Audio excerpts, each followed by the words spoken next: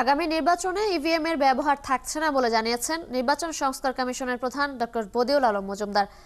বুধবার বিকেলে রংপুর সফরে এসে তিনি সাংবাদিকদের এসব কথা বলেন। এ সময় তিনি আরো বলেন, নির্ধারিত সময়সীমার মধ্যেই সুষ্ঠু, নিরপেক্ষ ও অংশগ্রহণমূলক নির্বাচন করতে প্রয়োজনীয় সংস্কার করা হবে।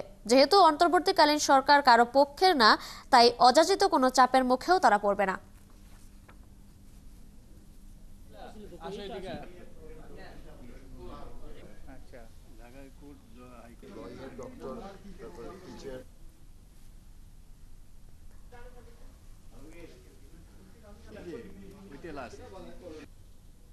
তো তত্ত্বাবধায়ক সরকারের অধীনে যখন নির্বাচন হয়েছিল তখন নির্বাচন কমিশন, আইন শৃঙ্খলা রক্ষাকারী বাহিনী, প্রশাসন তারা নিরপেক্ষভাবে দায়িত্ব পালন করতে পেরেছিল।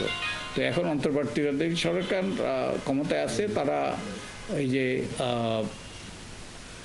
পক্ষপাত দুষ্ট নয়, এবং তাই আমি মনে করি না যে তাদের অধীনে নির্বাচন কমিশন কোনো রকম অযাচিত চাপের মুখে পড়বে।